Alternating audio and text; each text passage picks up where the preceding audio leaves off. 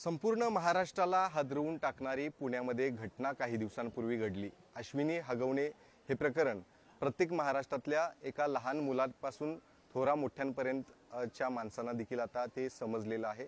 खरं तर हे प्रकरण सगळ्यांना समजलं आणि त्याच्या मागची कारणं देखील जी आहेत ती समोर येत गेली।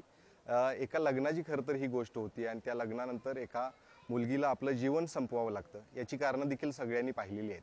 मात्र हे सगळं घडत असताना अनेकांनी आता आपलं लग्नच जे आहे ते आता साध्या पद्धतीने करण्याचा निर्णय जो तो घेतल्याचं पाहायला मिळते। अनेक जण त्याचं अनुकरण देखील आता करताना पाहायला मिळते। काही दिवसांपूर्वी मराठा समाजाची एक आचारसंहिता देखील जाहीर करण्यात आली आणि त्यामध्ये अशा पद्धतीनेच लग्न या पुढच्या काळामध्ये करा असं आवाहन देखील करण्यात आलं होतं। मात्र काही सुजाण नागरिक देखील आहेत ते देखील अशा साध्या पद्धतीने आता लग्न करण्यासाठी प्रेफरन्स देताना पाहायला मिळतात। खरं तर मी आज ज्यांची आपल्याला एका लग्नाची गोष्ट सांगणार आहे ते म्हणजे एक दोन नव्हे तर जवळपास 11 वेळा आमदार राहिलेल्या एका कुटुंबातील लग्नाची गोष्ट सांगणार आहे। ज्या कुटुंबातील एका नातवानं खरं तर जे आमदार राहिले होते त्यांच्या नातवानं साध्या पद्धतीने लग्न केले।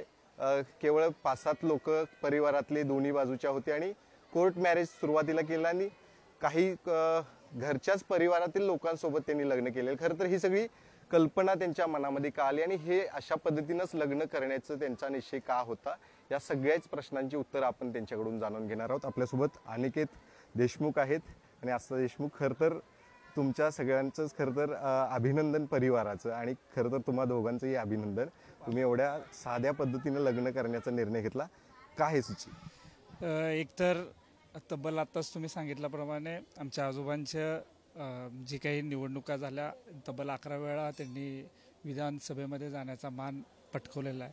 वारंवार सर्वच मंचांवर त्यांचं त्या पद्धतीनं जे काम केले त्यांनी ग्राउंडवर जाऊन ते लोकांनी कायमच ते अप्रिशिएट केलेलं आहे। आणि हे करत असताना सातत्याने आम्ही गावभेटी दौरे असतील विविध ठिकाणी असो आम्ही स्वतःही अशा मोठमोठ्या लग्न समारंभामध्ये आम्ही स्वतः प्रत्यक्षात हजेरी लावली आहे। आमच्या आजोबांनी वडिलांनी हे सातत्याने गेली 50-55 वर्ष करत होते। हे एक बॅक ऑफ माइंड सबकॉन्शियसला कायमच होतं आणि आम्ही दोघांनीही ज्यावेळेस आमची ओळख झाली आम्ही लग्नामध्ये बंधनामध्ये अडकण्यासाठीचा निर्णय घेतला त्यावेळेस आम्ही ठरवलं होतं की आपल्याला अशा पद्धतीने जावं ही आमच्या मनातूनच इच्छा आली। आणि मागील काळामध्ये ज्या काही घटना घडल्या त्या दुर्दैवी आहेत, अशा कुणाच्याही घरात घडू नये। पण लग्न कसं व्हावं हा प्रत्येकाचा वैयक्तिक प्रश्न आहे। त्याच्या आवडीनिवडीने त्याने करावं, पण बळजबरीनं न करता मन मोकळेपणानं आनंदानं करावं असं माझ्यासारख्याला वाटतं। आणि एक सामाजिक जाण ठेवून मी 2019ची निवडणूक लढली होती। थोड्याशा फरकाने आपलाही पराभव झाला होता आणि आज माझेही चुलत बंधू बाबासाहेब देशमुख आहेत, तेही आता विद्यमान आमदार आहे। आम्ही सर्व सामाजिक घटकांमध्ये चालत असताना बऱ्याच गोष्टी अनुभवास येतात, पण आपण ती कृती केल्यानंतर तो भविष्यामध्ये त्या पद्धतीने येणारी नवीन पिढी त्या पद्धतीने विचार करेल। म्हणजे प्रत्यक्षात आमचा अंमलबजावणी करणं हाही काय हट्टाच नाही, हा आमचा वैयक्तिक प्रश्न होता किंवा आम्ही वैयक्तिक डिसिजन घेतला होता। पण प्रत्येकाच्या आवडीनिवडीने त्याने करावं, पण त्याला ते ओझं ना वाटला, त्याने मन मोकळेपणाने करावं अशी माझी निखळ भावना आहे। का वाटलं नाही एवढं मोठं आपण लग्न करावं? 11 वेळा आजोबा आमदार, भाऊ आता आमदार आहेत, आपण ते एक बडेजाव अनेकांना मिरवण्याची सवय आता आहे। खरं तर अनेकांचं तुम्ही म्हटलं तसं वैयक्तिक प्रश्न आहे, मात्र तुम्हाला का नाही वाटलं आपण आहेत तर आपण एक चांगलं लग्न सोहळा तो असावा, आपल्या आयुष्यातला एक महत्त्वाचा क्षण असतो, तो का करू वाटला नाही? आणि एकंदरीत आजची ही पार्श्वभूमी करू वाटला नाही। आम्ही ज्या काही धार्मिक विधी आहेत त्या आम्ही आमच्या आप्तजनांबरोबर त्या साजऱ्या केल्या। त्या सगळ्या ज्या काही आपल्या हिंदू धर्माप्रमाणे ज्या काही रीतिरिवाज आहेत त्या सर्व आम्ही त्याच्या विधीनुसार आम्ही पूर्णपणे 2 दिवसात 6 तारखेला आम्ही रजिस्टर केलं पहिल्यांदा आणि त्याच्या एक दिवस गॅप सोडून आम्ही एक साधारण 6, 7, 8 तारखेला आम्ही सर्व धार्मिक विधी करून घरातल्या लोकांबरोबर करण्याचं आम्ही ठरवलं। पण हा निवळ आमची भावना आम्हाला वाटलं, आम्ही हे प्रकरण होण्याआधीच आम्ही ह्या सगळ्या गोष्टी ठरवल्या होत्या की असं करायचं आहे आम्हाला। पण या अनावधानाने ही घटना घडली, त्याला लोकांना या पद्धतीने असं करू शकतात आणि असं होऊ शकतं। माझ्या मते लोकांनी कोण काय बोलेल ह्याच्यापेक्षा स्वतःला जसं वाटतंय मन मोकळेपणाने जगावं असं मला वाटतं. कुणाला दाखवण्यासाठी आपण काही करण्यापेक्षा आपल्याला मनापासून वाटणं गरजेचं आहे. आणि ते ज्यावेळेस वाटेल त्यावेळेस तुम्ही भलं मोठंही केलं तरी काही हरकत नाही किंवा छोटंसं केलं तरी काही हरकत नाही. पण कोणाला दाखवण्यासाठी तुम्ही जर एखादं पाऊल उचलत असाल मनावर दगड ठेवून बळजबरीप्रमाणे किंवा कोण तुमच्यावर जबरदस्ती करत असेल ते निश्चित चुकीचं आहे आणि ते निंदनीय सुद्धा आहे. खरं तर आपण बाकीचे प्रश्न घेणार आहे, तुम्हाला खूप वेळ थांबवणार आहे मी, पण तुमची भेट कुठं झाली? खरं तर तुमच्या मतदारसंघातल्या अनेकांना त्याची उत्सुकता असेल जाणून घेण्याची. कुठं भेट झाली होती आणि लव्ह मॅरेज आहे अरेंज मॅरेज कसं? तसं म्हणलं तर आम्ही पहिल्यापासून ओळखत होतो. निश्चित अरेंज मॅरेज नाही आहे, पण ह्या काम करण्यासाठी लव्ह मॅरेज आहे सांगा. हां, लव्ह मॅरेज आहे. पण सांगताना आनंद वाटेल की त्या स्वतः वैद्यकीय क्षेत्रामध्ये डॉक्टर आहेत, ते MBBS आहेत. मग ते काम करत असताना सोबतच आम्ही सोलापूर या ठिकाणी दोघंही मेडिकल क्षेत्रामध्ये काम करत असल्यामुळे ओळख झाली. सुरुवात झाली तर त्यांच्या वडिलांच्या गुडघ्याच्या शस्त्रक्रियेबद्दल झाल्या. माझं स्वतःचं जॉईंट रिप्लेसमेंट सर्जन आणि मी ऑर्थोस्कोपी सर्जरी करतो. त्यांनी सेकंड ओपिनियनसाठी, कारण का आम्ही पहिल्यापासूनच सोशल मीडियावर फ्रेंड्स होतो, पण एक फुकट सेकंड ओपिनियन मिळते म्हणून त्यांनी मागितलं आणि तिथून बोलणं सुरू झालं. अशा पद्धतीने ओळख वाढत गेली आणि आमचे विचार बऱ्यापैकी दोघांचे ॲम्बिशन सेम आहेत. दोघांना एक वेगळ्या पद्धतीचं एक वाईब्स दोघांचे कनेक्ट झाले आणि मग आम्ही दोघांनी निर्णय घेतला की आम्ही दोघं म्हणजे आयुष्य सोबत काढण्याचा निर्णय घेतला. तुमच्याकडे देखील तो कसं? खरं तर एवढ्या मोठ्या परिवारात तुमची पहिला पार्श्वभूमी सांगा तुमच्या परिवाराची, आणि त्यानंतर एक 11 वेळा आमदार असणाऱ्या घर, आता देखील एक विद्यमान आमदार त्या घरात आहेत. एवढ्या मोठ्या घरात जात असताना तुमची देखील पार्श्वभूमी कशी आहे ती सांगा. आणि एवढं मोठं घरात जात असताना एका मुलगीची काय मानसिकता असते आणि काय विचार त्यामागे असतात? मी ॲक्च्युली त्यांच्या मोठ्या घराऐवजी म्हणजे त्यांच्या मनाचा मोठेपणा बघितला. त्यांनी खरं तर 2019ची विधानसभा लढवलेली, थोड्याशा मतांनी त्यांचा पराभव झालेला. पण त्यांना जेव्हा मी जवळून ओळखले तेव्हा त्यांचा साधेपणा आणि त्यांचं जे शिस्तबद्धपणा आहे तो मला माझ्या मनाला भावला होता. आणि त्यातूनच आमची म्हणजे जास्त आमचं बोलणं वाढलं आणि त्यामुळेच आम्ही म्हणजे एकत्र आहेत आज सोबत. तर अनेक जण लग्नावेळी, आता आपण बघितलेले हुंड्यांचे सगळे प्रकार, अनेक जण काय काय मागणी करत असतात. अनिकेत रावांच्या घराकडून काय मागणी? नाही, ॲक्च्युली काहीच मागणी झालेली नाही आहे. त्यांनी फक्त माझ्या मम्मी पप्पांचे आशीर्वाद मागितले होते. कारण ॲक्च्युली मी मराठवाड्यातून बिलॉंग करते, एक शेतकरी कुटुंबातून. आणि जेव्हा या लग्नाचा विषय काढला गेला तेव्हा पप्पांना म्हणजे लांब नको होतं, म्हणजे त्यांना घरापासून लांब नको होतं.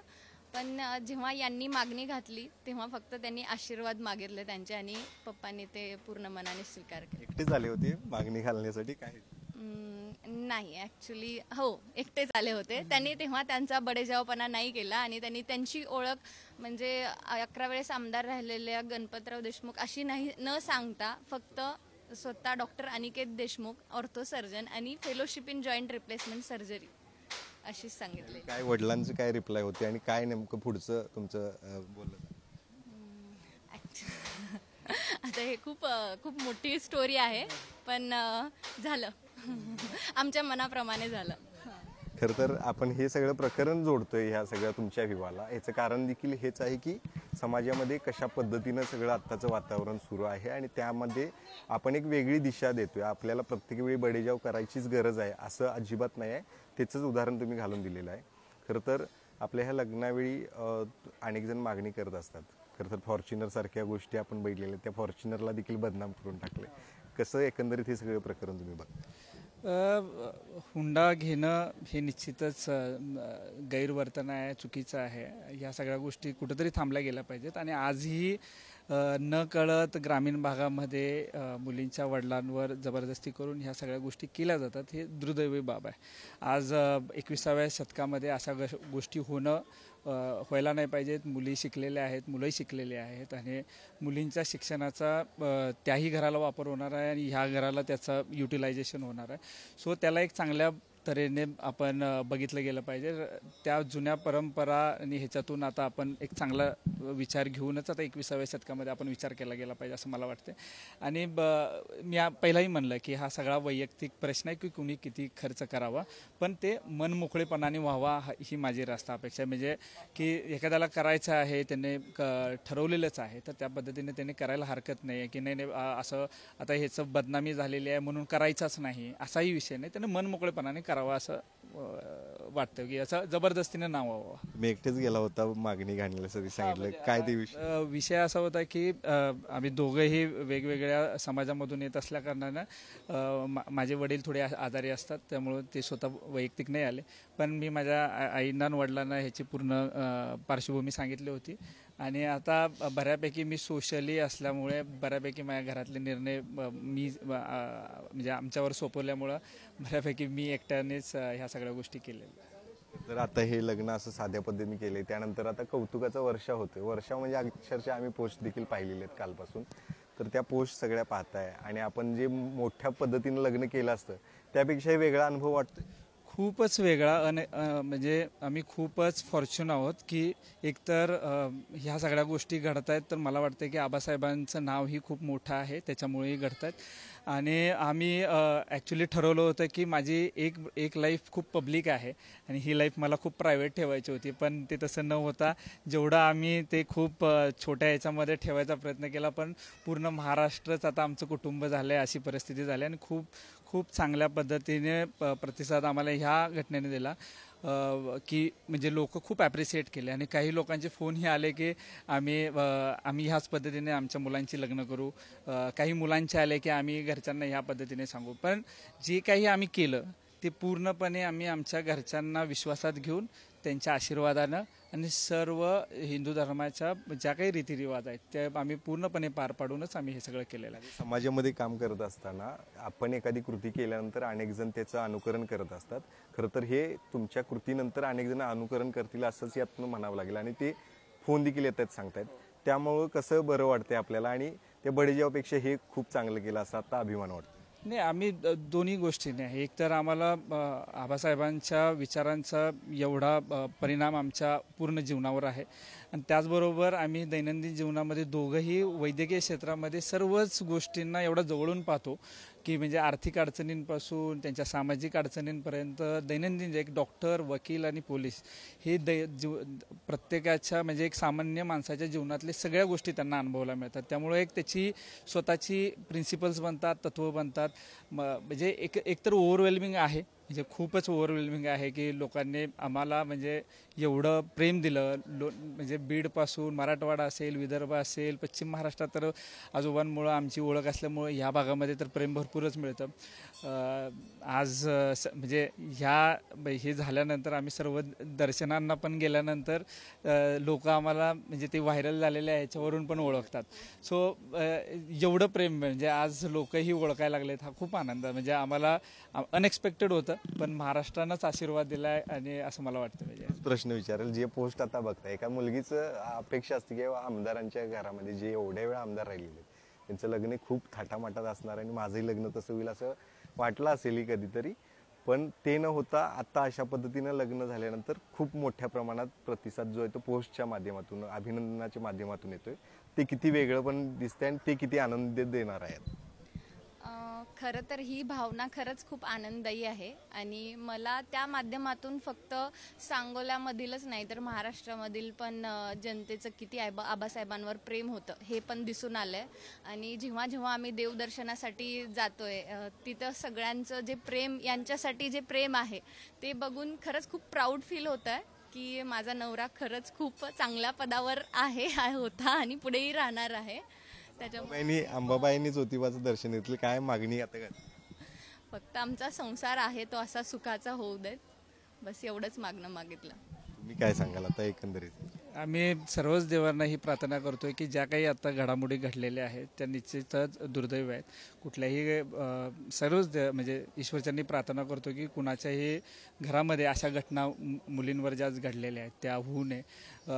नुसत्या मुलींवरच नाही होत आहेत, काही ठिकाणी मी असं कुठलं एक पार्ट नाही, पण काही गोष्टी अशाही घडल्या जातात की मुलांवरही किंवा पुरुषांवरही त्या पद्धतीचं होतं की सगळ्यांना सद्बुद्धी देऊ आणि एक मनुष्य म्हणून सगळ्यांनी चांगल्या दृष्टिकोनानं आपलं 60 वर्षाचं 70 वर्षाचं आयुष्य जे काय आहे ते हसत खेळत घालवावं एवढीच ईश्वरचरणी प्रार्थना. नक्कीच एक लास्टचाच प्रश्न, काय नेमका संदेश आता सगळ्यांनाच तुम्ही या सगळ्या लग्नाच्या माध्यमातून, या साधेपणाच्या लग्नाच्या माध्यमातून देणार आहे आणि समाजात जे प्रकरण गेले महिनाभर आपण पाहिलं होतं, काय सांगा? जी काही तुम्ही आयुष्यात एखादी गोष्ट करताय ना ती तुम्हाला आनंद देणारी असावी. कोणी बघतंय कुणासाठी, कुणाला दाखवण्यासाठी कोणतीच घटना करू नका. फक्त लग्नासंदर्भातच नाही तर आयुष्यामध्ये काही शिक्षण असेल, व्यवसाय असेल, कुठलीही एखादी गोष्ट करत असताना कुणाला काही वाटते किंवा कुणाला दाखवण्यासाठी न करता मला ती किती आनंददायी देते आहे आणि मी खूप मन मोकळेपणाने करतोय का नाही, हा दृष्टिकोन ठेवून तुम्ही करा. सगळं आयुष्य सुंदर होईल. नक्कीच धन्यवाद आमच्याशी बोलल्याबद्दल. आणि आज अर्थातच अंबाबाई यांनी ज्योतिबाचं दर्शन घेतलंय. जी मागणी दोघांकडे तुम्ही केलेली आहे ती तुमची इच्छा पूर्ण व्हावी अशीच पुढारी न्यूजच्या माध्यमातून आम्ही देखील प्रार्थना करतो. तर हे अनिकेत आणि आस्था आपल्यासोबत होते. त्यांच्या लग्नाची गोष्ट आपण सगळ्यांनी पाहिलेली आहे. या लग्नाच्या गोष्टीच्या माध्यमातून त्यांनी आव्हान देखील सर्वसामान्य नागरिकांना असू देत, त्यांच्या मतदारसंघातल्या लोकांना असू देत केलेलं आहे. आपण जे बडेजाव त्या ठिकाणी न करता साध्या पद्धतीनं लग्न केलेलं आहे, त्यानंतर मिळणारा जो प्रतिसाद आहे तो खूप आनंद देणारा आहे असं देखील त्यांनी सांगितलं. त्यामुळे निश्चितच आहे पुढचा प्रवास देखील त्यांचा या काळामध्ये सुखकर आणि आनंददायीच असेल अशी प्रार्थना आपण करूयात आणि या ठिकाणी थांबूयात. कॅमेरामन ओंकार वळवडेसह शेखर पाटील, पुढारी न्यूज, कोल्हापूर.